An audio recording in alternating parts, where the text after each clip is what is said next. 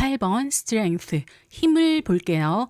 숫자와 명칭을 분석해보면 숫자 8은 수비학적으로 물질 세계와 영적 세계 사이의 균형을 나타내며 기호적으로는 옆으로 눕히면 무한대를 의미하는 lemniscate 모양이 되죠. 따라서 끝없는 흐름, 순환, 카리스마의 힘, 의미까지 내포하고 있어요. 그래서 무한대 상징처럼 흐름을 이어간다 또는 에너지의 지속, 다음 단계로의 진화 등으로 의미가 확장되며 나아가 내재된 잠재력의 실현, 지속 가능한 힘, 내 외적인 세계의 통합 등의 의미로도 정의할 수 있어요. 카드의 명칭은 원래 유럽 고전 타로에서는 strength, 힘이라기보다는 용기의 fortitude였어요. 마르세이유 카드에서는 la force, 불어로 힘이나 용기를 의미해요. 이 카드의 제목으로는 fortitude, 용기도 매우 적합하다고 할 수 있어요. 맹수의 왕 사자를 저렇게 아무 무기 없이 부드러운 표정과 맨손으로 다룰 수 있다는 것은 엄청난 담대함과 용기가 필요한 거니까요. 하지만 웨이트가 카드 제목으로 의도하고자 했던 것은 사자를 진정으로 복종시킬 수 있는 것은 물리적인 힘이 아니라 부드럽고 따뜻한 애정과 맹수를 포용할 수 있는 자비와 관대함에서 나오는 강인함이라는 것이었을 것 같아요. 그래서 힘이라는 추상명사 strength를 사용한 거죠. 전사와 같이 갑옷을 입은 것도 아니고 칼이나 몽둥이와 같은 물리적인 힘을 사용한 것도 아니에요. 높은 권력을 의미하는 왕관이나 무기조차 없이 가장 평범하고 일반적인 여인이 꽃의 힘으로 사자를 길들였다라는 의미에서 영어에서도 가장 기본 단어 중에 하나인 strong의 명사형 strength가 이 장면의 제목으로 채택된 것이죠. 무기나 무력으로 타격을 행사하는 방식이 아니라 순수하고 자비로운 방식으로 사자의 내면을 길들이고 통합하는 방식이 더 강력한 힘의 본질이라는 메시지를 던지고 있는 것이죠. 또한 머리 위에 무한 반복을 의미하는 메비우스 띠가 말해주듯이 끝없는 인내의 힘을 발휘해야만 포악할 수도 있는 사자를 순한 양처럼 굴복시킬 수 있다라는 그런 의미 역시 strength, 힘이라는 명칭에 내포되어 있어요. 원래 이 힘 카드는 8번이 아니라 11번이었어요. 8번 자리에는 justice, 정의가 있었는데 웨이트가 서로 자리를 바꿨죠. 이것에 대해 원인을 찾는 것은 무의미하고 별다른 이유가 없다고 웨이트는 자신의 저서에서 명확히 밝혔어요. 하지만 오히려 현대 해석가들은 꽤 중요하게 8번 자리에 배정된 이유를 찾아요. 그중 가장 보편적인 것이 수비학적, 점성학적 대응이에요. 점성학적으로 숫자 8이 사자 자리에 대응된다는 거죠. 그리고 카드 속에도 사자가 등장하니까요. 1번부터 7번까지 물질적 단계를 경험했고요. 8번부터 14번까지는 영적 단계의 경험을 나타내는데 가장 먼저 등장하는 카드가 힘이죠. 물질적 단계를 넘어서 영적이고 정신적 세계를 경험하는 첫 번째 차례예요. 외적 투쟁, 도전에서 내적 통합, 자기 장악으로 나아가는 거죠. 단순한 힘의 사용이 아니라 지혜와 자비를 동반한 권위로서의 힘을 나타내고 개인이 자기 내면의 야수, 본능, 충동, 감정 등을 억제해서 짓누르는 것이 아니라 포용하고 길들이는 과정을 나타내는 거예요. 타로 카드는 원래가 상징물을 이용해서 모든 의미를 전달하지만 힘 카드는 유독 은유법의 최고봉, 정수로 느껴져요. 그 이유는 이것을 순수하고 연약해 보이는 여성이 맹수의 왕 사자를 길들이고 있는 장면이 은유적으로 모든 상황을 표현하고 있다라는 것이 이해되면 해석이 너무 쉬워지기 때문이에요. 그럼 어떻게 그런지 이미지와 상징들을 하나씩 보면서 설명할게요. 이미지 및 상징 분석. 흰색 드레스를 입은 여성이 머리에 화관과 꽃다발로 엮은 허리띠를 두르고 사자의 입을 다물게 하고 있어요. 머리 위에는 무한대를 의미하는 메비우스 띠가 그려져 있고 여성은 부드럽고 차분한 시선과 표정으로 사자를 내려보고 있는데 사자는 복종을 의미하듯이 혀를 내밀고 꼬리를 뒷다리 안쪽으로 말고 있는 모습이에요. 배경은 푸른 초원이고 멀리 나무들이 보이고 그 뒤로 영적 목표를 의미하는 푸른 산이 보여요. 웨이트는 이 장면을 이전의 전통적 타로에서와는 달리 완전히 다른 디자인이라고 하면서 이 자비로운 여성이 사자를 굴복시켰고 그것은 꽃으로 만든 사슬에 의해 가능했다라는 말을 하고 있어요. 그러니까 사자를 길들이는 힘은 예전처럼 가장 대표적으로 비스콘티 스포르자 댁에서처럼 건장한 체격을 가진 우락부락한 남성이 몽둥이로 두들겨 패서가 아니라 그녀의 부드러운 은혜로움이었다라는 거죠. 꽃은 순수함, 부드러움, 사랑의 표현이고 순백색 드레스 역시 여성의 순수함을 의미해요. 이런 부드러움과 순수함이 짐승들의 제왕인 사자를 저렇게 꼬리가 안으로 말려 들어갈 정도로 복종시켰다는 것이죠. 이것은 은유적인 표현이에요. 사자는 실제 포악하고 사람을 산채로 잡아먹으면서 죽이는 맹수가 아니라 세상에 존재하는 우리가 다루기 힘든 어려움들을 상징하는 것이죠. 가장 먼저 논할 수 있는 것이 모든 사람들의 내면에 존재하는 원초적 본능과 야성적 충동이라고 할 수 있어요.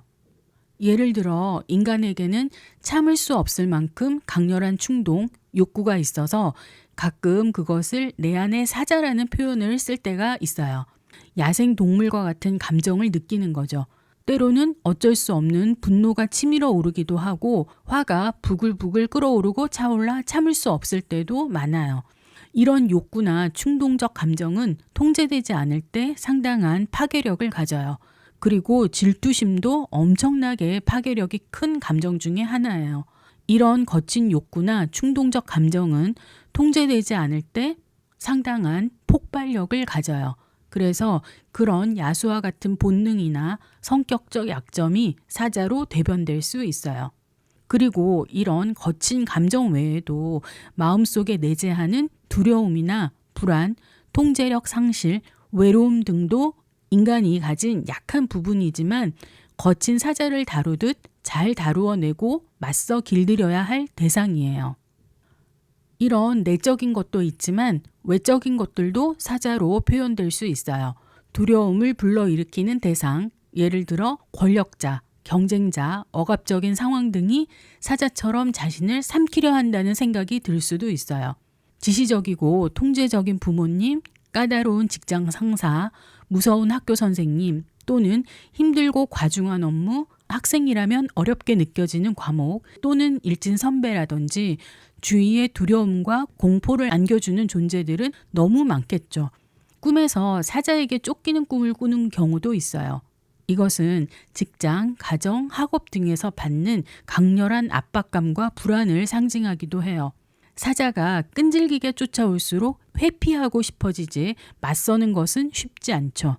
그런데 이 여성은 모든 내적, 외적 압박을 이겨내고 부드러운 손짓으로 사자의 입을 다물게 하고 있어요. 무섭고 두려움을 주는 존재에 맞서 도망가거나 피하지 않고 진정한 내 안의 용기와 담대함으로 위대한 힘을 보여주고 있는 거예요. 메이저 카드 중에서 대상과 직접적으로 접촉하는 카드는 힘 카드가 유일한데 그것도 여성이 맨손으로 사자의 입을 다물게 하고 있어요. 사실 친밀한 관계, 정신적 결합을 보여주는 연인 카드에서도 손을 서로에게 뻗고는 있지만 잡지는 않았어요. 그런데 힘 카드에서는 사자를 직접 터치하고 만지고 있는데 이것은 직면을 의미해요. 두렵더라도 물러서거나 회피하지 않고 용기를 내 다뤄보겠다는 여성의 의지를 나타내고 있어요. 대상을 부드럽게 응시하고 있는데 대상에게 집중하면서 눈을 떼지 않고 사자 역시 여성을 보고 있어요. 이것은 눈을 피하고 있는 몇몇 카드와 대조적이기도 해요.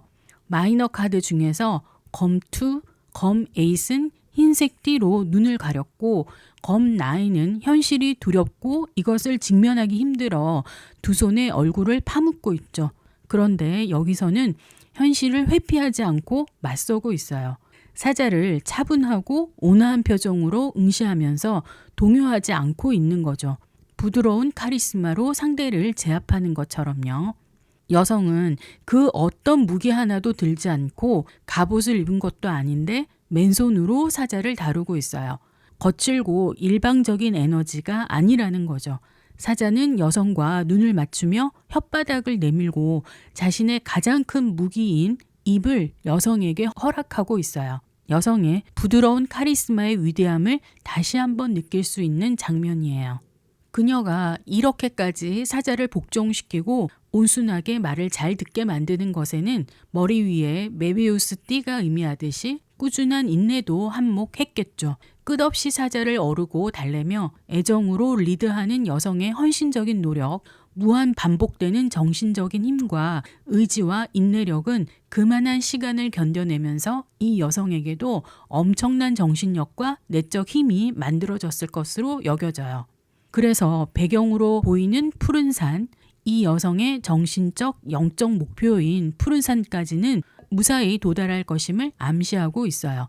이 산의 꼭대기에 도달할 때까지 힘과 용기로 사자를 잘 조율하고 다스리고 다루겠죠. 배경도 긍정을 의미하는 밝은 노란색이에요. 전차가 남성적인 힘이나 에너지에 가깝다면 힘 카드는 그것에 대비되는 여성적인 힘, 부드러운 조율이나 리더십 이런 것들을 말하고 있어요. 동물을 이끄는 방식이 전차와 아주 상반되죠. 보통의 평범한 여성이에요. 계급을 드러내는 표식이 전혀 없고 신분을 나타내는 의복이나 왕관을 쓰고 있지도 않고 위엄이 있어 보이지도 않고 예복을 착용한 것도 아니에요. 평범한 여성임에도 이 거칠고 사나운 사자를 길들였다는 것은 이 여성의 내면적 강인함을 말해주기에 충분해요. 내면이 강한 사람들은 오히려 겉으로 보기에는 약하고 부드러워 보일 수 있어요. 내유외강처럼요. 그리고 자신이 훨씬 더 강하다고 생각되면 다른 사람들, 약자들, 동물들에게도 관대해질 수 있죠. 또 타로 카드에서 동물은 주인공의 성향을 대변한다라는 측면에서 사자가 이 여인의 또 다른 아이덴티티일 수 있어요. 외형적으로는 순수하고 맑고 부드러운 여성이지만 내면은 사자와 같이 용맹함을 가진 인물인 거죠. 그래서 사자와 같은 용맹함에서 자비로움과 관대함, 너그러움이 뿜어져 나올 수 있다고 보는 시각도 있어요. 또 사자로 표현되어 있다는 것은 이 여인 마음 한켠에는 야생동물과 같은 거친 내면이나 본능적 욕망이 있다는 것인데 사자를 복종시키기 위해서는 그런 자신을 스스로 먼저 잘 다스릴 수 있어야겠죠. 우리가 자녀를 양육하거나 반려동물을 기를 때에도 화가 나는 순간이 많지만 자신을 다스리고 사랑과 애정으로 교육하고 훈련시키는 것이죠. 웨이트는 이렇게 사자를 복종시키고 리드하는 데 사용한 것이 꽃사슬이라고 하면서 마음의 중심에 닿게 되면 달콤한 멍해가 되고 신성한 법의 가벼운 부담이라고 표현했어요. 이 말은 화관이나 꽃사슬이 뜻하는 사랑과 애정을 다한 부드러운 마음과 부드러운 리더십, 응시가 쇠로 만든 사슬이나 사자를 때려잡는 몽둥이와 같은 무력보다 훨씬 더 강하다라는 것을 말하고 있어요. 현재 상황을 볼게요. 기쁘고 신나고 즐거울 때 힘카드가 등장하지는 않아요. 용기를 발휘하고 힘들지만 내가 직면해야 하는 상황, 버티고 인내해야 하는 힘든 상황에서 주로 등장하는 카드예요. 그러니까 내면의 힘을 발휘해야만 하는 시점이라는 것이죠. 이럴 때 상담사 입장에서는 내담자에게 사자의 역할을 하고 있는 것이 무엇인지를 알아야겠죠. 내담자에게 도전, 충동을 일으키거나 두려움이나 불안을 야기시키는 것이 무엇인지, 그것이 사람인지 일인지 장기적인 것인지 단기적인 것인지 등등에 대해 여러 측면에서 분석이 필요하겠죠. 힘 카드가 현재 상황에 자주 등장했었던 때가 있었어요. 바로 코로나 시절이었어요. 지구인이라면 모두 갑작스럽고 힘든 상황에 직면했었지만 자영업자의 경우도 예외는 아니었어요. 언제 자신의 업장에서 코로나 환자가 발생해 영업 정지를 당하고 격리될지 모르는 상황이었으니까요. 코로나로 많은 사람들이 꽤 오랫동안 고통받는 사이에 무너진 자영업자도 많았지만 살아남은 사람들에게도 살얼음판을 걷는 것과 같은 상태로 꽤 오랫동안 자신 안에 힘과 용기를 꺼내서 힘든 현실에 직면해야 했었던 시절이 있었어요. 이 외에도 가정에서도 직장에서도 학교에서도 사자와 같은 외부의 맹수 또는 자신 내면의 충동과 욕구를 스스로 다스려야 할 시기는 누구에게나 있는데 그런 상황이에요. 그래도 힘카드가 나왔다라는 것은 내담자가 어떤 어려움에도 맞서고 직면해서 그것을 이겨낼 수 있는 역량을 갖추고 있다는 것이죠. 분란을 일으키고 패배하는 것이 아니라 포용하고 인내하면서 신중하게 잘 대처해낼 수 있는 의지가 있고 마음의 자세가 되어 있다는 것을 말하고 있어요. 그리고 힘카드는 불의 원소를 가지고 있어서 힘든 상황에 열정을 가지고 그것에 대응해서 해결하려 하지 회피하지도 포기하지도 않는 기본 성향을 가지고 있어요. 그러다 보니 불의 성향이지만 현재 상태를 벗어나려 하지 않고 이겨내서 유지하려는 성향이 강해요. 그래서 이직이나 이동보다는 현재의 상황을 유지하고 그것을 헤쳐나가려 하고 그런 힘과 용기와 에너지가 있다는 것에 초점을 맞춰서 상담을 이어나가야겠네요. 문제점이나 방해물로는 일단은 사자를 잘 다루지 못하게 만드는 것은 전부 문제점이나 방해물이 될 수 있겠죠. 우선은 사자를 직면하지 못하는 마음, 두려움이나 불안 등 지나친 소심함과 패배주의가 문제가 될 수 있고요. 내면의 충동이나 욕구를 잘 다스리지 못할 때에는 그것도 문제가 될 수 있어요. 또 반대로 너무 잘 참아서 자신이 망가지는 것을 느끼지 못할 정도로 인내만 하는 거예요. 이런 경우는 자신도 모르는 사이에 에너지가 고갈되고 피로가 누적되어서 건강에 문제가 생긴다거나 번아웃이 올 수 있어요. 자신의 한계를 과대평가하거나 제대로 인식하지 못해서 생기는 문제예요. 그러니까 자신 안에 힘과 용기가 부족해서 내지 못할 때에도 장애로 작용하겠지만 그것이 너무 과할 때도 문제가 되는 거죠. 조언으로는 주된 메시지는 힘을 내요 슈퍼파워이 될 수 있겠네요. 내담자 안에는 이미 자신이 맞닥뜨리고 있는 역경을 견뎌낼 수 있는 힘이 내재되어 있다는 것이죠. 지금은 그런 내면의 힘, 용기, 인내심을 꺼내서 발휘해야 할 때인데 이미 내담자에게 그런 의지와 능력이 있다는 것을 인식하라는 것이죠. 그런데 외부의 난관이나 관계에서의 어려움에 조금은 부드럽고 유연하게 대응할 필요가 있다는 것도 중요한 조언이에요. 상대방에게 위협적이거나 지나치게 딱딱한 인상을 주는 것은 오히려 부작용을 만들 수 있어요. 칼에는 칼이라는 대응 방식보다는 부드럽게 상대방의 마음을 녹이거나 어려운 상황에 적응하면서 자신의 방식대로 인간관계나 일의 상황을 이끌어 나가는 것이 필요하고 유리할 것이다라는 것을 알려주고 있어요. 적절한 비유인지는 모르겠는데 한국에 살면서 정말 신기한 것 중에 하나가 운전을 할 때 내가 먼저 가려 하면 상대는 더 빨리 가려고 덤비면서 절대 양보하지 않아요. 근데 내가 먼저 양보하면 상대는 나보다 더 많이 양보해서 항상 제가 먼저 가게 되더라고요. 저는 운전을 할 때 가능한 천천히 가는 편이라 본의 아니게 양보를 많이 해요. 특히 신호가 없는 교차로에서는 무서워서 양보를 많이 하는데 내가 양보하려고만 하면 상대는 항상 친절하게 저를 반드시 먼저 보내주더라고요. 돌콩 같은 몇몇 차들만 빼고는 항상 나의 양보 제스처만으로도 원하지 않아도 먼저 가게 될 때가 대부분이에요. 비슷한 맥락일 것 같아요. 인간관계에서는 부드럽고 온화함이 필수인 것 같아요. 상대가 포악하다고 똑같이 대응하면 결국은 싸움밖에 안 되겠죠. 일단은 상대의 입장을 들어보고 이해하려는 노력을 보이면 대체로는 상대도 기세를 누그러뜨리고 원만하게 협의를 할 수가 있어요. 이것을 지는 것으로 잘못 생각하는 사람들도 있지만 저는 운전이나 길을 걸어갈 때 보면 사람들의 본성은 절대 그렇지가 않더라고요. 물론 약하게 보이라는 것은 절대 아니에요. 강하지만 관용과 자비를 베풀 수 있는 태도가 중요하다는 거죠. 그리고 한 가지 상담의 팁을 드리면 상담 시 카드 배열에서 결과 자리를 먼저 보는 것이 대부분은 좋아요. 물론 결론에 얽매이면 안 돼요. 그런데 특히 웨이트 카드는 여러 측면에서 해석이 될 수 있기 때문에 전체 조화는 물론 내담자의 상황도 잘 고려를 해야겠지만 결과 자리에 따라 조언이 달라질 수 있음을 생각하고 있는 것이 좋아요. 지금의 힘카드 경우를 예를 들어 설명하자면 조언에 힘카드가 나왔는데 결과 자리에 검3나 검9이 나왔다면 무조건 참고 견디는 것만이 미덕은 아닐 거예요.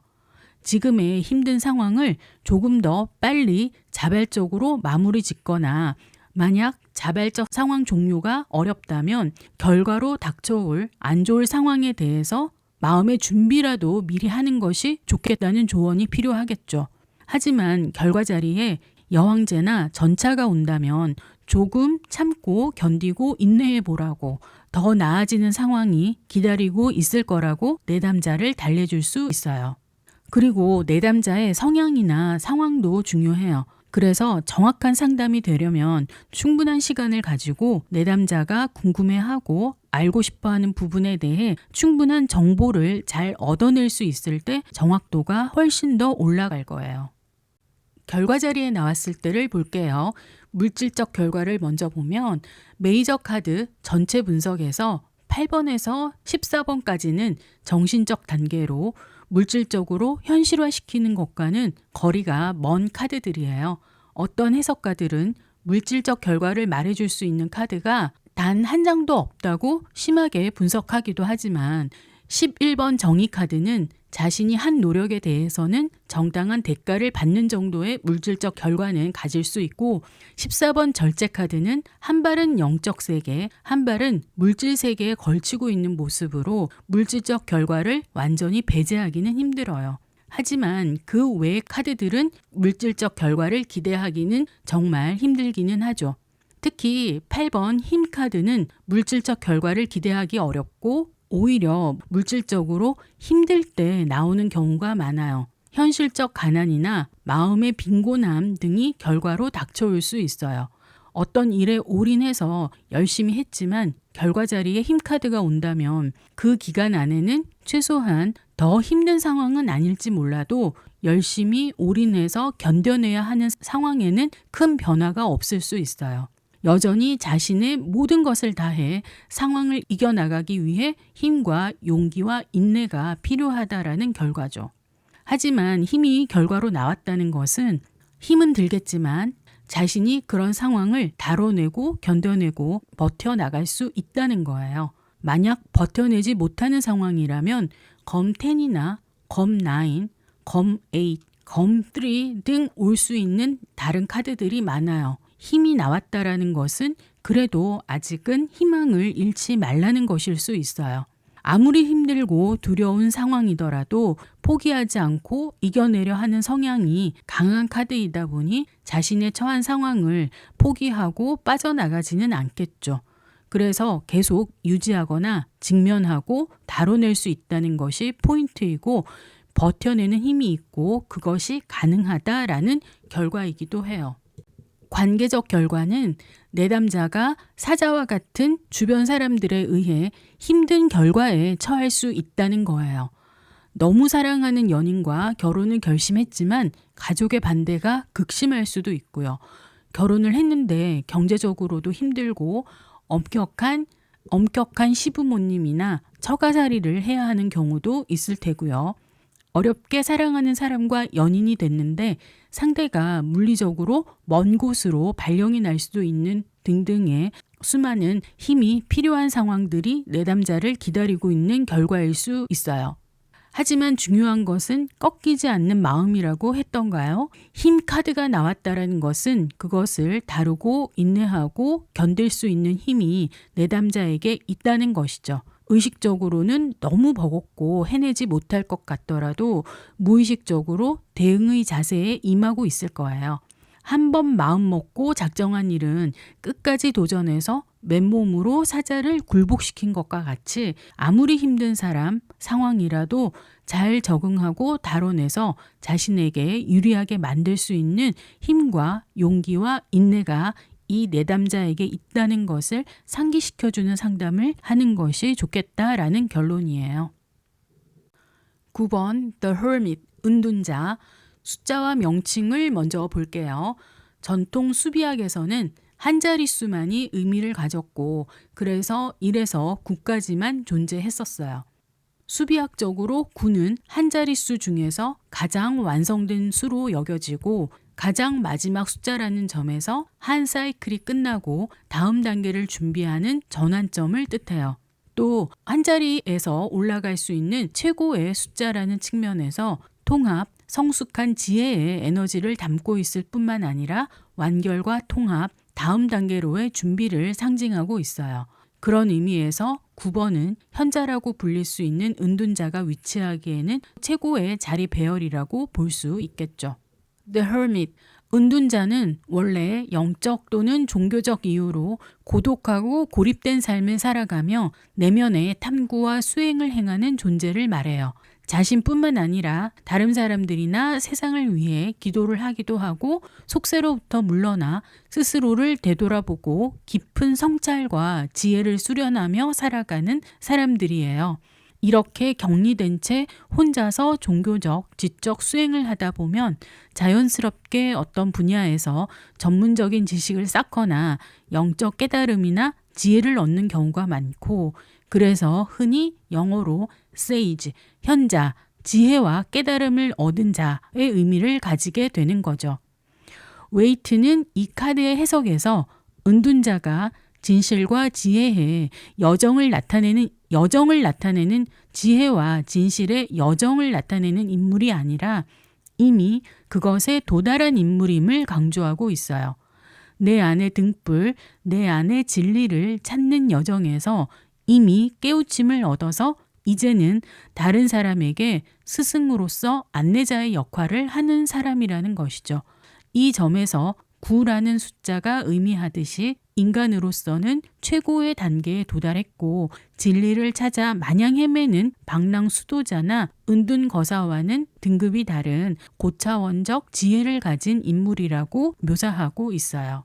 이미지 및 상징 분석을 보면 은둔자 복장을 한 노년의 인물이 눈밭의 산 정상에 서서 한 손에는 긴 지팡이를 다른 한 손으로는 육각형의 별 모양이 빛나는 랜턴을 들고 있어요. 배경은 단조로워요. 특히 높은 고지대 위에 홀로 밤하늘을 배경으로 서 있는 듯 보이고 시선도 아래를 향했거나 눈을 감은 듯 조용하고 한적한 느낌을 주고 있어요. 활동적이라기보다는 성찰, 탐색 또는 다른 사람에게 랜턴을 조용히 비춰서 길을 안내하려는 것처럼 보여요. 이 노인이 들고 있는 랜턴을 밝히는 것은 육각형 별이에요.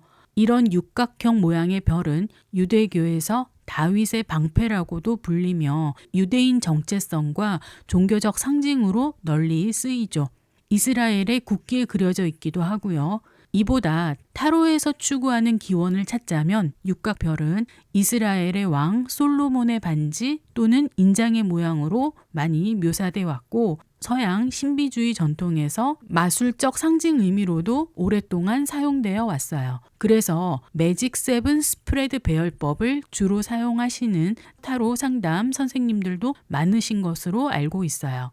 정방향 삼각형과 역삼각형이 겹쳐진 형태로 불과 물이 겹쳐져서 공기와 흙의 모양도 같이 표현되어 사원소의 기호가 모두 들어있고 그래서 세상의 모든 지혜를 다 통합하고 상징한다고 해요. 9번 은둔자에서는 지혜와 통찰의 상징으로 내면의 지혜, 영적 통합을 의미하고요. 하늘과 땅, 영적, 물질적 결합처럼 내부와 외부, 관념과 현실을 통합하는 이미지로 보기도 해요. 메이저 카드 과제가 양음의 통합이라고 보는 시각에서는 이 은둔자는 세상의 음과 양을 통합했고 지혜를 얻어서 자신만을 위해서가 아니라 다른 사람도 그것을 쓸 수 있도록 도와주는 역할을 하겠다라는 것을 보여줘요. 그런 의미에서 랜턴은 무지를 밝혀주는 지혜의 상징으로 볼 수 있어요. 은둔자가 입고 있는 회색 망토의 회색을 흑과 백, 양음의 통합으로 보기도 하는데 이 망토와 후드는 외부 세계로부터 몸 전체를 덮고 보호하는 장치로 해석돼요. 이런 옷차림새와 감은 듯 보이는 눈은 내면으로 향하는 여정을 보여주며 자기 성찰과 내적 조명이 이루어지고 있음을 시각화한 것이에요. 물질 세상이 아니라 내면에 집중하고 있다는 것을 말하고 있는 것이죠. 또 흰색 수염은 그의 오래되고 많은 깨달음, 지혜, 연륜의 깊이를 말하고 있는데 이 모든 상징들이 그가 깨달음을 얻은 자임을 표상하고 있어요. 그리고 은둔자의 흰색 수염이 40년간 사막과 광야에서 방황하며 준비, 정년, 내면의 변화의 시간을 가졌었던 모세와도 연결시켜요. 하느님이 이스라엘 백성의 불신앙을 보고 광야에서 40년간 머물게 했다고 해요. 이 기간 동안의 여정에서 모세는 고독을 경험하고 산 위에서 등불과 지팡이의 이미지를 동반한 인도자의 모습으로 등장하는데 그 모습이 9번 은둔자의 모습과 닮아 있는 거죠. 그리고 그가 딛고 있는 지팡이 역시 모세의 스토리와 연결되는데 출애굽기 4장 2절과 3절에 따르면 내 손에 있는 것을 내어 던져라 하시니 모세가 지팡이를 던지자 그것이 뱀이 되었다고 나오죠. 이 지팡이는 이후에 홍해를 가르고 바위를 쳐서 물이 흘러나오는 등 여러 기적을 행하기도 해서 하느님의 권능을 상징하는 도구로도 해석이 되어요. 그리고 지팡이가 뱀으로 변한 것은 권능의 도구에서 지혜의 기둥으로의 변형을 의미하기도 해요. 이것을 반영한 카드가 애프터 타로의 9번이에요.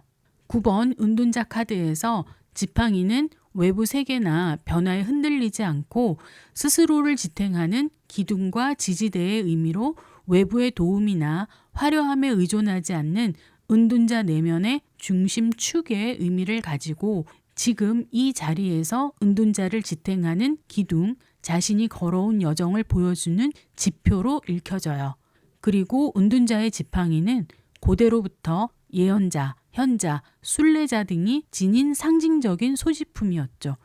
은둔자가 지팡이를 들고 있는 모습은 내적 탐색과 삶의 지혜를 갖춘 인물임을 보여주고 있어요. 또한 지팡이는 지휘, 인도의 의미를 가지며 다른 사람들에게 길잡이, 지도자의 권위를 표현하고 있어요. 배경으로는 등불로 인해 밝혀지기는 했지만 밤으로 추측되고 아무것도 보이지 않는 것은 타로에서 정신적 목적지로 여겨지는 푸른 산, 0번 더 풀에서 보았던 설산의 정상에 있으므로 뒷 배경에 아무것도 보이지 않고 눈밭으로만 펼쳐져 있는 것이죠. 거기에 홀로 랜턴을 밝히고 지팡이를 딛고 서 있는 모습인데요. 외부와 스스로를 고립시킨 채 홀로 진리를 찾아 경지에 도달한 후 그 정상에 서 있는 은둔자의 모습이에요. 은둔자가 현재 상황으로 나왔다면 지금은 내면으로부터 답을 찾는 시기로 역동적인 활동은 조금 미루고 일시적 후퇴, 성찰을 통해서 자신에게 집중해야 할 때임을 말하고 있어요. 살다 보면 가끔 혼자 세상과 잠시 떨어져 내 안에 답을 찾아야 하는 시기가 있죠. 직업이나 사업적으로 새롭게 무언가를 시작하려 하기보다는 지금은 자신이 가고 있는 방향이 옳은 것인지 방향 점검이나 진로에 대한 재고 또는 창의력과 에너지의 회복을 위해 고요의 시간이 필요할 수 있다라는 거예요. 관계에 있어서도 활발하게 움직이거나 함께 무엇인가를 하기보다는 혼자만의 고독을 즐길 때가 있어야 함을 말하고 있어요. 그리고 외부 시각이나 말에 영향을 받기보다는 스스로 자신이 원하는 것에 해답을 찾아야 할 때이죠. 그리고 공부를 하고 있는 시기에도 많이 등장해요. 가끔 5번 신비사제와 자주 비교되는데 자신의 공부를 위해 제도권으로 들어가서 공부할 때는 신비사제가, 혼자서 지식과 깨달음을 추구할 때는 은둔자가 나오게 되죠. 직장 내에서는 승진과 자신만의 길을 고민하고 있을 때 승진의 제안을 받아들여서 조직의 구조 안에 남아있는 경우는 신비사제, 승진의 기회가 왔지만 그 길이 진정 내가 원하는 길인지 고민에 빠져 있는 경우는 은둔자에 해당하겠죠. 어쩌면 자신의 분야에서 프리랜서로 혼자 활동할 수 있는 길을 모색해 보는 것이 필요한지 고민해 보는 것은 어떤지 말하고 있는 거죠. 만약 연인과의 관계를 묻는 질문에 은둔자가 나왔다면 지금 이 관계에 대해 내 안의 성찰과 고독이 필요한 경우일 수 있고, 신비사제가 나왔다면 결혼과 같은 전통적이고 제도적인 접근이 가능한 시기임을 알려주는 경우가 많아요. 문제점이나 방해물을 볼게요. 너무 은둔하다 보니 세상과 단절되고 고립된 상태가 되어 있을 때 이것이 문제가 되겠죠. 세상을 살아가기 위해서는 결국 사람들과 부대끼고 그 안에서 자신을 찾아야 하는데 지나치게 고민하고 고립되는 시간이 길어지면 그로 인해 사회에 적응에 문제가 생길 수 있어요. 가끔 유학을 하고 한국에 돌아와서 자리를 잡지 못하는 경우를 종종 보는 경우가 있어요. 외국에서 아이비리그에서 우수한 성적으로 박사학위를 받아도 한국에서는 교수 자리를 얻지 못하는 경우가 꽤 있어요. 물론 해외의 유수 대학원에서 공부하는 것이 은둔자의 생활을 한 것은 아니지만 한국에서 봤을 때에는 국내와는 멀리 동떨어진 곳에서 오랫동안 얼굴을 보지 못하는 상태로 지내는 것이라 자연스럽게 멀어지게 되고, 그래서 마치 은둔자 생활을 한 듯 여겨지는 경우가 많아요. 자신을 위한 성취도 중요하지만 외부와의 소통이 끊어지는 것은 이후 사회생활에 큰 문제가 될 수 있음을 알 수 있게 하는 경우예요. 연애를 하는데 만약 내담자가 은둔자의 기질이 있다면 상대는 외로움을 많이 느낄 수 있을 거예요. 그러면 친밀한 관계를 형성하고 유지하는 것이 힘들 수 있겠죠. 이와는 정반대로 때로는 자신만의 내면 탐색 시기가 필요함에도 외로움이나 고독을 참지 못해 성장이나 발전이 없는 경우가 있을 수 있어요. 외로움을 견디지 못해 암호하거나 사귀게 되고 그로 인해 관계에 문제가 생길 수도 있겠죠. 조언으로는 은둔자가 되어라가 기본 조언이겠죠. 혼자서 깊이 있게 고민하고 성찰을 해보라는 조언이에요. 자신만이 해답을 찾을 수 있는 문제들이 있어요. 이럴 때에는 그 어떤 현명한 사람의 조언도 크게 도움이 되지 못하고 자신에게 묻고 자신이 대답할 때라는 것이죠. 만약 관계에서 은둔자가 조언으로 나왔다면 은둔자는 홀로 있는 사람이므로 혼자가 낫다는 거예요. 가끔 내담자에게서도 듣는 말이지만 예전에 사귀었던 사람과 끝날 때 마치 세상이 끝난 것 같았는데 그 이후에 차라리 혼자서 있을 때가 더 낫다라는 것을 느끼게 됐고, 지금은 새로운 사람을 만나 그 후로부터는 항상 마음이 따뜻하고 편안하다고 하더라고요. 당신은 괴로울지 몰라도 연인과의 관계에서 은둔자가 조언으로 나왔다면 자신에게 외로움과 고독을 안겨준 인연과의 과감한 절연도 때로는 필요할 때가 있어요. 그런데 누군가와 헤어진 상태에서 그 허전함을 채우려 섣부른 연애를 시작하려 한다면 은둔자가 조언 자리에 나올 수도 있겠죠. 그렇다면 그것은 당분간은 혼자서 보내는 시간이 필요하다는 메시지를 주는 거예요. 결과 자리에 나왔을 때를 볼게요. 물질적 결과로 은둔자는 정말 물질과는 상관없는 카드 중 하나예요. 그 중에서도 종교적, 영적, 정신적 색채가 짙은 은둔자 카드는 속세와 떨어진 먼 곳에서 홀로 사는 존재로 물질적 성취가 아니라 정신적 성취를 말하는 카드예요. 대신 전문가적 영역 또는 학문적 영역에서 성취는 긍정적 답변을 줄 수 있어요. 어떤 영역, 특히 공부와 관련된 영역에서 전문가가 될 수 있을까라는 질문에 긍정적인 답변을 줄 수 있겠죠. 타로 분야에서 전문적 지식을 쌓아서 전문적인 타로 상담사가 될 수 있을까라는 질문에 은둔자가 결과로 나왔다면 타로에 깊이 있는 지식을 탐구해서 훌륭한 타로 마스터는 물론 후학을 양성할 수 있는 안내자가 될 수 있다는 결과가 나왔음을 말해줄 수 있겠죠. 하지만 타로를 공부해서 돈을 많이 벌 수 있을까라는 질문에는 긍정적인 답변을 주기 어려운 카드예요. 훌륭한 전문적 기술을 쌓고 안내자의 역할은 가능할지 몰라도 그로 인해 큰 수익을 벌어들일 수 있음을 암시하는 카드는 아니라는 것이죠. 이렇게 질문의 내용이나 방식이 중요하다는 것을 알아야만 정확한 상담을 할 수 있을 거예요. 결론은 은둔자는 돈, 수입, 물질적 결과를 물어보는 질문에는 결과 자료로 나왔다면 내담자의 계획을 실행으로 옮기기 전에 다른 대안은 없는지 다시 한번 고민하라는 답변을 줘도 되는 카드로 볼 수 있어요. 관계를 물어보는 결과 자리에 은둔자가 나오면 좋던 싫던 자이던 타이던 혼자 있게 될 가능성이 매우 커요. 당분간은 혼자만의 시간을 갖게 되거나 그것이 필요할 것이라는 것을 말하고 있어요. 연인 사이라도 같이 있게 되는 시간보다 각자의 세계에 머무르는 시간이 될 수 있음을 말하고 있어요. 그리고 무슨 이유로건 연락이 잘 안 되거나 혼자 있는 것과 같은 경험을 하게 될 것이고 관계 속에서 혼자 외로움을 느끼게 될 거라는 거죠. 물리적, 정서적 고립의 상태가 될 수 있어요.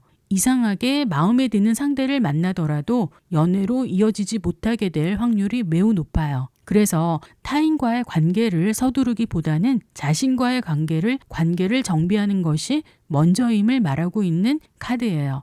은둔자 카드는 물질적 결과물과는 관련이 없는 카드이지만 영적, 정신적 영역에서는 확실한 결과물을 얻을 수 있어요. 그래서 원소가 흙인 것은 의외일 수는 있는데 메이저 카드상 세 번째 흙 원소이죠. 흙은 하루아침에 만들어지지도 않고 오랜 시간이 걸리고 속도가 느리지만 그만큼 탄탄하게 다져가는 원소예요.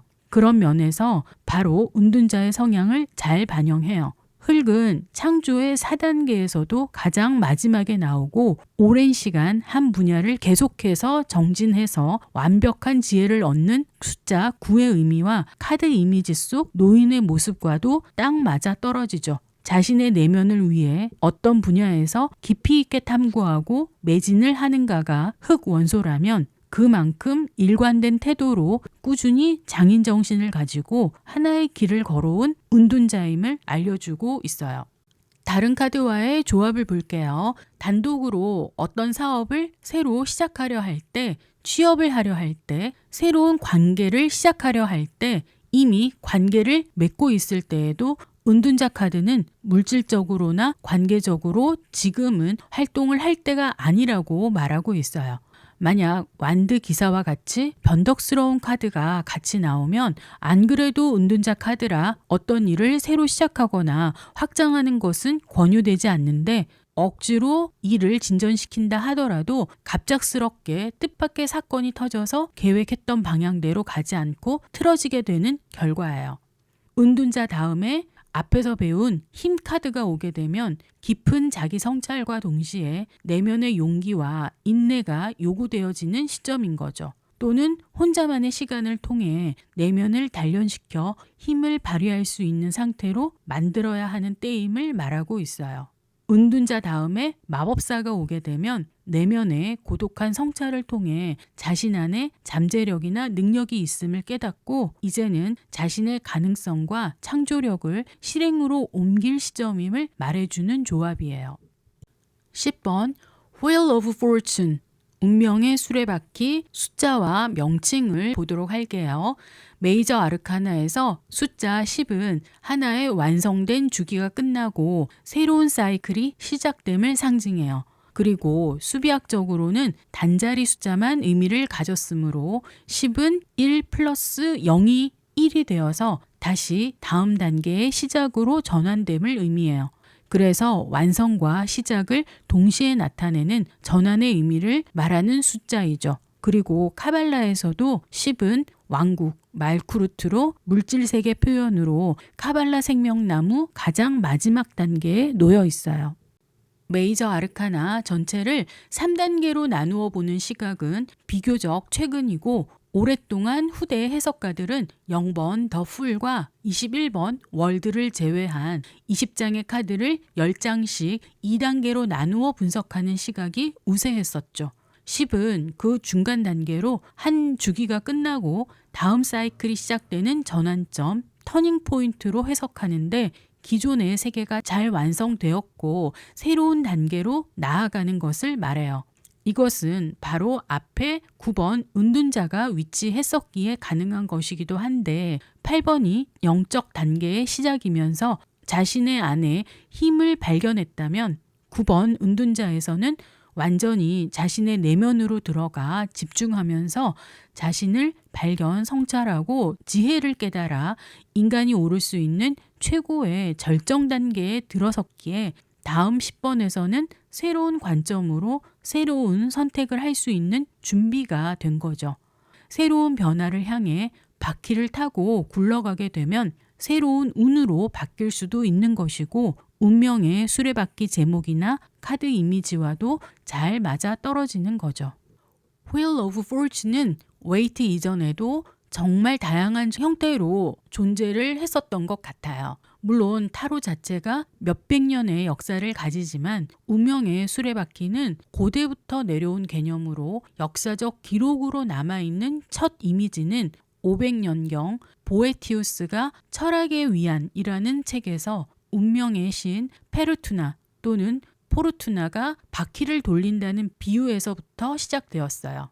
이 개념이 중세 미술과 문헌에 들어오면서 인간이 통제할 수 없는 운명의 회전이라는 철학적, 심리학적 아이디어로 자리 잡고 타로의 이미지에서도 이러한 상징이 반영되면서 바퀴, 오름, 내림, 운명의 흐름 등의 모티브가 정착하게 된 것이죠.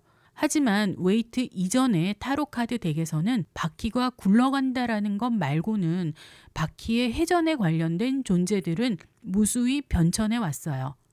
이에 웨이트는 자신의 운명의 수레바퀴는 엘레파스 레비의 재구성을 따랐다고 해요. 하지만 이 역시도 지금의 웨이트 버전과는 차이가 꽤 있어요.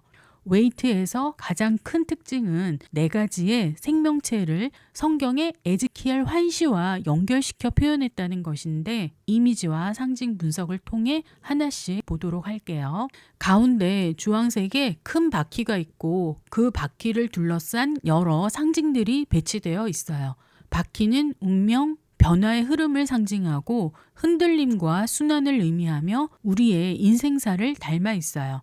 바퀴에는 왼쪽으로 하강하는 뱀 형태의 티폰이 오른쪽에는 상승하는 헤르마누비스가 위치해 있고 바퀴의 정상에는 스핑크스가 웅크리고 앉아 있어요. 카드의 네 모퉁이에는 테트라몰프라고 해서 예레미야서 1장에 나오는 에제키엘의 환시에서 등장하는 4가지 살아있는 피조물, 사람, 독수리, 사자, 황소가 있고 모두 날개가 달린 형태로 그려져 있어요. 타로 카드는 원래 상징물의 복합체이지만 운명의 수레바퀴는 그 어떤 타로 카드보다 많은 심오한 상징들을 포함하고 있는 카드라고 단호고 말할 수 있어요. 우선 카드 정중앙의 수레바퀴부터 볼게요.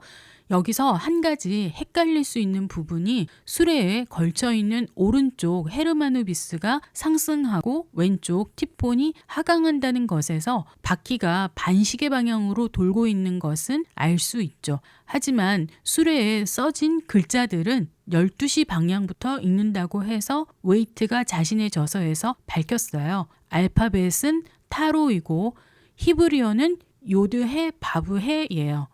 웨이트는 알파벳과 신성한 이름을 교차해 놓은 것이 신의 섭리가 관여되어 있음을 보여주는 것이라고도 했고요. 그런데 시계 방향으로도 6시 방향부터 읽게 되면 로타라는 단어가 만들어지고 라틴어로 바퀴의 뜻을 가지고 있어요. 또 알파벳을 반시계 방향으로 읽으면 토라, 히브리어 토라 율법서를 말하죠. 오랏 라틴어로 말하다라는 뜻이고요. 또 아토는 하토르로 이집트 삶의 여신 하토르를 의미한다고 볼 수 있어요. 그래서 이들을 로타, 타로, 오랏, 토라, 아토로 문장을 만들면 타로의 바퀴가 자연의 여신의 법칙 또는 가르침을 말하다라는 뜻이 되어서 삶의 법칙을 말하는 타로 바퀴라는 그럴듯한 의미가 되어요. 이렇게 라틴어, 히브리어, 고대 이집트 문맥을 섞어서 만드는 문장과 해석은 웨이트가 몸담아 썼던 황금 새벽해와 같은 서양 오컬트 전통이나 타로 신비주의 문헌에서 자주 등장한다고 해요. 이런 해석은 혼합된 언어이므로 정확한 번역보다는 신비주의 단체에서 전승되는 상징적 암시로 받아들이는 것이 더 적합한 것 같아요. 그리고 이 시점에서 꼭 한 가지 짚고 넘어가고 싶은 것은 요드해 바브해를 오른쪽에서 왼쪽으로 읽어야 요드해 바브해가 된다는 것이죠. 이것은 14번 절제 카드에서 천사의 가슴에 새겨진 요드해 바브해 역시 오른쪽에서 왼쪽의 순서로 읽어야 하고요. 그 뜻은 그 손을 보아라, 그 못자국을 보아라인데 야훼라고도 하고 입에 올리는 것조차 금기된 신의 거룩한 이름 나의 주님으로 해석하면 돼요. YHWH, YHVH 등으로 표기하는 경우도 있고 신성함, 신의 섭리가 지배하고 있는 상징이라는 의미로 해석하고요. 테트라그라마톤, 하나님의 이름이라고 불리우기도 해요. 그리고 수레바퀴 글자들 안쪽으로 보이는 기호들은 팔 방향을 가리키는 표식이에요. 원래 중세시대 바퀴의 스포크는 7개였는데 사방이 동서남북과 남동, 남서, 북동, 북서의 사방향, 팔방위를 나타내기 위해서 8개로 표현되었다는 설이 있어요. 그 이유는 우주 에너지, 우주의 모든 방향에서 흐름을 상징하기 위함으로 모든 방향으로 열려있는 흐름을 의미한다는 것이죠. 이번에는 바퀴에 있는 새 신화적 존재에 대해 알아보려 하는데 그 전에 스핑크스와 테트라몰프를 먼저 소개할게요. 제일 가운데 정상에 앉아있는 스핑크스는 중앙에 앉아서 균형을 잡고 있는데 균형, 지혜, 통찰, 비밀의 문턱 등을 상징해요. 움직이는 바퀴에서도 흔들리지 않고 변화하는 운명의 흐름 속에서 중심을 잃지 않고 거대한 흐름을 넘어선 관찰자적 존재인 것이죠. 스핑크스는 원래 이집트에서 왕권과 태양신의 권능을 상징하는 수호자였지만 그리스 신화로 넘어오면서 수수께끼, 시험, 벌칙의 이미지로 바뀌었어요. 이 그리스 신화에 등장하는 인간의 머리, 사자의 몸, 독수리의 날개, 이렇게 형상이 결합된 스핑크스는 신비주의 연금술에서 매우 중요한 상징으로 활용되었었고 그러다 보니 어느새 운명의 수레바퀴 정상에는 스핑크스가 앉아서 관찰자적 자세로 지혜와 비밀, 시험의 문턱을 상징하는 존재로 자리 잡게 되었어요. 4가지 형상은 테트라몰프라고 해서 그리스어로 테트라, 4개, 몰프, 형태에서 유래된 단어로 4가지 형태를 의미해요. 웨이트는 이 4가지 형상을 구약성서 에즈키엘, 에스겔이라고도 하고요. 에즈키엘의 환시와 연결시켜 카드의 4 모퉁이에 실제로 그려 넣었죠. 에제키엘 성서 내용에 따르면 에제키엘이 환시로 불꽃 속에서 인간 모양인데 사자, 독수리, 황소의 얼굴을 갖고 있으며 날개가 달려있는 형태로 바퀴가 있었는데 바퀴에는 눈 또는 비전이라고 하는데 이들이 가득했다라는 묘사가 나와요.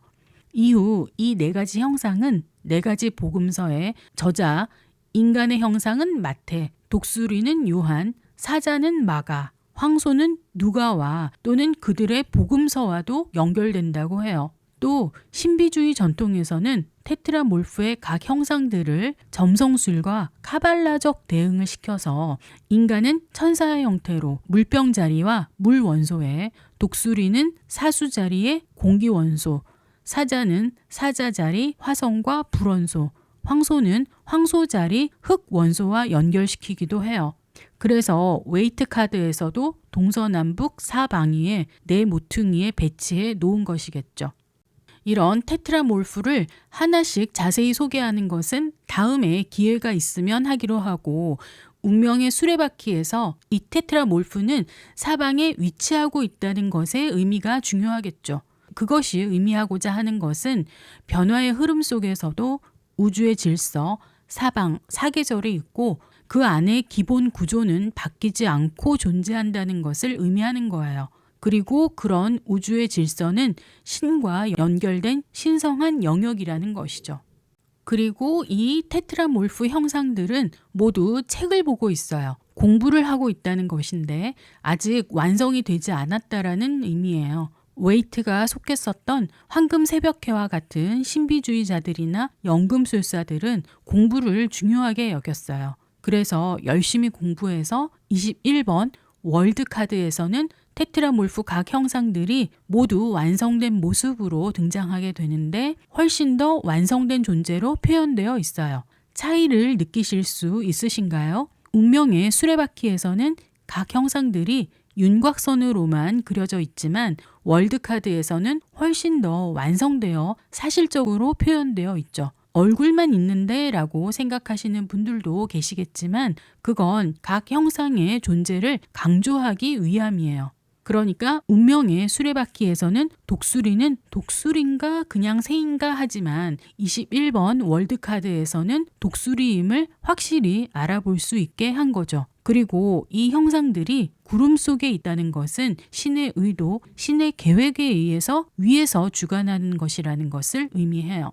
스핑크스가 칼을 들고 수레바퀴 꼭대기에서 균형을 잡고 앉아있는 모습은 오이디푸스 신화를 연상시켜요. 스핑크스는 고대 그리스 신화에서 테베 앞 고개에 앉아서 지나가는 이들에게 수수께끼를 내고 맞추지 못하면 죽이는 존재였어요.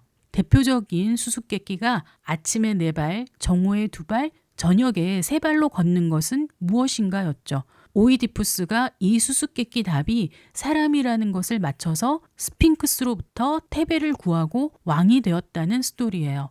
여기에서도 칼을 들고 마치 수수께끼를 내고 그것을 맞추면 통과하고 맞추지 못하면 잡아먹을 것처럼 보여요. 스핑크스가 들고 있는 칼은 타로에서 검이 가지는 의미와 동일해요. 여기서는 식별력의 의미를 가지고 운명의 흐름 속에서 지혜를 가지고 본질을 꿰뚫어보는 통찰력으로 스핑크스가 운명의 수레바퀴에서의 역할을 한층 더 강화시키고 있죠. 단순한 변화의 흐름을 받아들이는 것만이 아니라 관찰하고 의미를 이해하는 존재로 그리고 분별력, 판단력이 요구된다는 메시지를 던지고 있는 거예요. 그런 수레바퀴 아래에서 또 다른 신화적 존재 헤르마누비스와 티폰이 있는데 헤르마누비스는 그리스 헤르메스와 이집트의 아누비스를 융합한 신으로 두 신 모두 영혼의 인도자로서의 역할을 갖고 있어요. 그리스와 이집트의 문화가 혼합되던 시기였던 헬레니즘 시기에 나타난 신으로 사람 몸에 자칼 또는 개의 머리를 한 형태로 헤르메스의 지팡이를 들고 있는 모습으로 묘사되죠. 헤르메스는 신들과 인간 사이의 소통자였다면 아누비스는 사후세계를 위한 장의와 영혼의 인도였고 이 둘의 결합은 복합적인 영적 의미를 가져요. 헤르메스는 이전에도 몇 번 언급한 적이 있었던지라 아누비스에 대해서만 간단히 소개를 해드리면 아누비스 신을 이야기하려면 반드시 등장해야 할 신들이 있는데 오시리스와 이시스예요.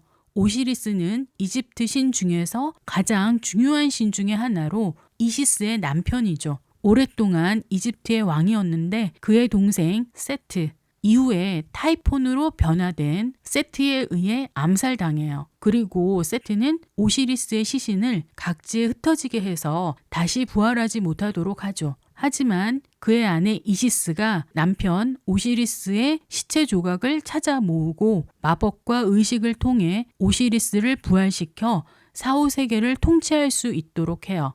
이때 이시스를 도왔던 신이 아누비스로 오시리스가 살해된 후 이시스를 도와 시체를 찾고 미이라화하는 과정에 참여했다고 해요. 원래 아누비스는 죽음과 저승에 책임을 지고 있는 신이었지만 오시리스가 사후세계를 통치하면서 죽은 자들의 왕이자 심판자가 되고 아누비스는 오시리스의 사후세계에서의 보호자, 제례자, 영혼 인도자의 역할로 변화되었다고 해요. 사후세계에서 오시리스가 영혼을 심판할 때 아누비스가 저울을 막거나 영혼을 인도하는 역할을 함으로써 두 신의 기능이 죽음에서 재생으로 흐름 안에서 상호 보완적인 작용을 했다고 해요. 그래서 죽은 오시리스를 부활시키고 죽은 자를 안내하며 상승의 기운을 가진 신화적 존재로 여겨져서 올라가는 쪽에 위치한 상승 에너지이고, 이 기운에 있는 동안은 일도 잘 풀리고 의욕도 상승하는 좋은 기운을 품은 헤르마누비스로 해석돼요. 반대로 티포는 현대에서 태풍, 타이푼이라는 단어의 어원이기도 한데, 원래 이집트 신 세트였는데 그리스 신화로 넘어오면서 티폰이라고 불리게 됐다고 보고 동일 신으로까지 보는 신화 연구가들도 있어요. 둘 다 악의 정령, 악신으로 폭풍, 사막, 혼란의 힘 등을 상징해요. 세트는 자신의 형인 오시리스의 왕권을 뺏기 위해 살해하고 시체를 찾지 못하게 상자에 넣어 나일강에 버린 후 이시스가 시체를 찾아 부활시키는 것을 겁내서 오시리스의 시체를 다시 토막내서 들판에 뿌려버렸죠. 그래서 죽음, 전쟁, 악의 신으로 여겨져요. 여기서는 뱀의 형상으로 표현되어 있는데 방향이 아래로 향하고 있는 것이 포인트예요. 그래서 뱀은 여기서 곧 닥치게 될 시련, 불운, 죽음과도 같은 사건을 의미할 수도 있어요. 그리고 오르고 내리는 운명을 관장하는 존재가 스핑크스로 그려져 있죠. 그래서 스핑크스는 우리 인생에 수수께끼를 던지는 존재로 변화 흐름 속에서 우리가 숙고해야 할 질문과 판단을 내리는 존재예요. 티포는 내려가는 하강의 에너지로 혼란, 붕괴, 격변 요소를 나타내서 위기적 상태, 운명의 역류, 낙하 등을 상징하고요. 헤르마누비스는 안내의 위치에 있는 존재로 전환과 인도를 상징하므로 변화의 문턱에서 상승의 기운으로 안내와 인도의 역할을 하는 것이죠.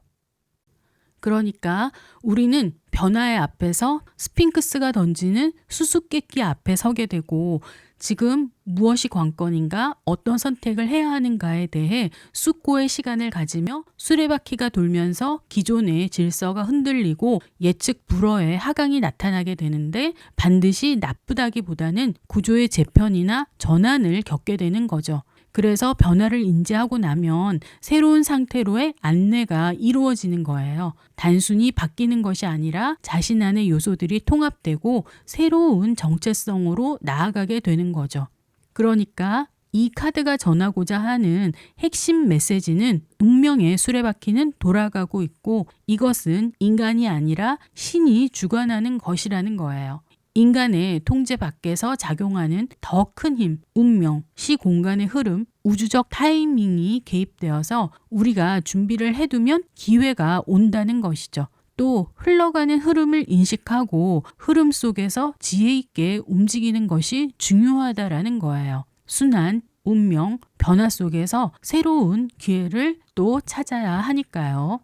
운명의 수레바퀴가 현재 상황에 나왔다라는 것은 지금 삶의 흐름이 바뀌고 있는 시점이라는 것을 시사하고 있어요. 크던 작던 내담자의 인생에 있어서 영향을 미칠 수 있는 변화가 일어나고 있고, 아직 일어나지 않았더라도 곧 예정된 상황이라고 볼 수 있어요.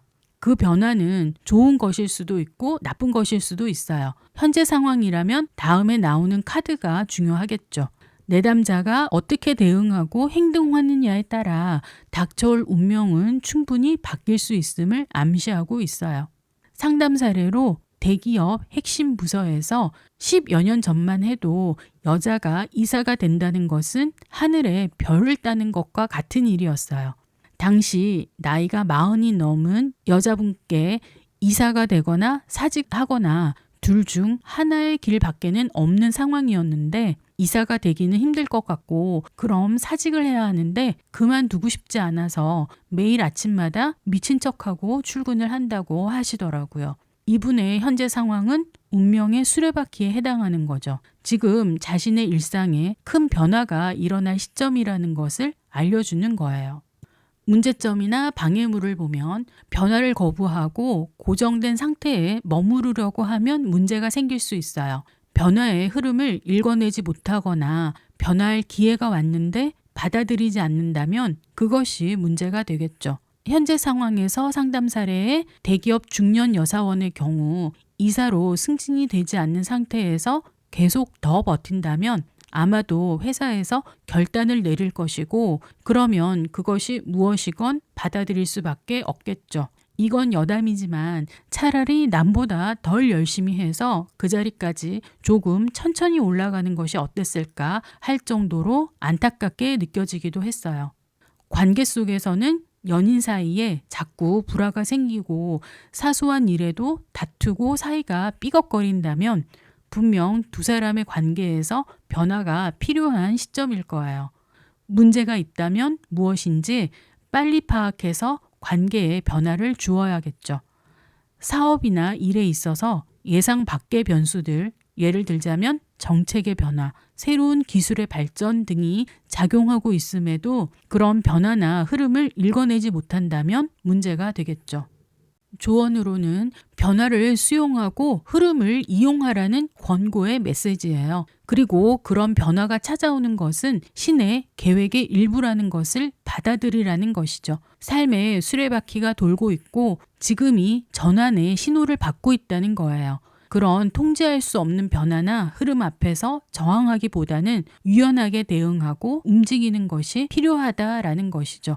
특히 변화 속에 기회가 있다면 그것을 포착해야 한다라는 것이고요. 운명의 수레바퀴가 단독으로 결과자리에 나오면 어떤 인생의 전환점이 될 수 있는 큰 변화가 예상되어 있다는 것을 말하고 있는 거예요.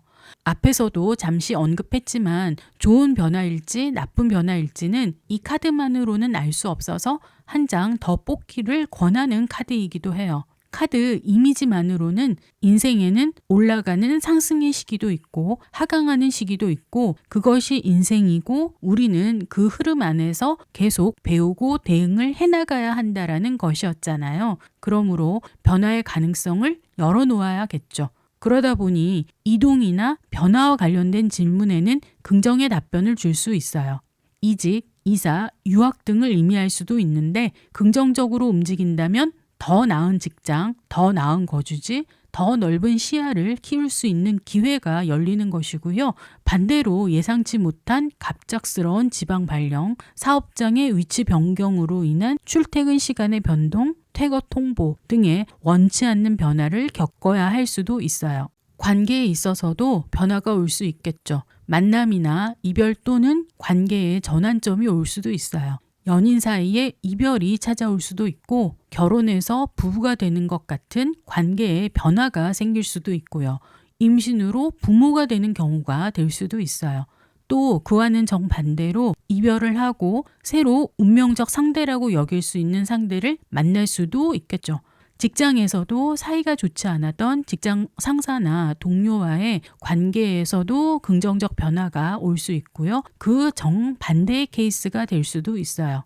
운명의 수레바퀴가 결과자리에 나왔을 때는 변화만 예측할 수 있을 뿐 그것이 좋은 결과인지 나쁜 결과인지는 알 수 없는 경우가 많아서 한 장 더 뽑는 경우가 많아요. 긍정적 세계관을 두되 다음에 나오는 카드의 영향을 많이 받아서 흐름을 결정지어요. 만약 한 장 더 뽑았는데도 여전히 모호한 카드가 나온다면 그냥 그런 채로 정체되거나 그런 방향으로 흘러가는 거겠죠. 우리 인생도 방향 없이 나아갈 때가 많고 딱 떨어지게 무언가 답을 구하지 못하는 경우도 많으니까요. 그런데 실제 상담에서는 또 한 장 더 뽑는 경우가 사실은 많아요. 운명의 수레바퀴가 나오면 한 장 더 뽑는다는 가정으로 다음 카드와의 조합을 볼게요. 운명의 수레바퀴 다음에 검10 또는 데스가 나오면 끝으로 가는 거예요. 완전히 끝나는 거죠. 하지만 메이저 21번 월드가 오면 큰 전환점이 마무리되고 완성, 성취감이 따라오는 느낌이 강해요. 에이스 카드들이 나오면 각 영역에서 시작을 의미하게 되는 흐름을 가져가고요. 펜타클 5가 온다면 물질적 상실의 방향으로 가고 타워가 온다면 급격하고 안 좋은 쪽으로 충격적인 변화가 올 수 있다는 의미겠죠. 신의 의도이므로 숙명으로 받아들이는 것이 어떤 의미에서는 마음이 편할 수도 있고요. 마음의 준비가 필요할 수도 있고요. 매달린 남자나 고위 여사제가 나오면 변화가 없다는 것일 수 있고요. 컵2가 나온다면 좋은 관계가 되어서 결혼을 하거나 좋은 인연이 되겠죠. 만약 연인 카드가 온다면 운명의 수레바퀴가 돌아서 운명적 인연이 시작될 수도 있지만 예전에 생각지도 못했던 선택의 문턱으로 가게 되어서 선택의 순간이 될 수도 있다라는 거예요. 이것으로 10번 운명의 수레바퀴까지 마치고요. 벌써 메이저 카드의 절반을 지나왔네요. 그럼 다음 단계에서 또 뵙도록 해요. 모두 수고하셨습니다.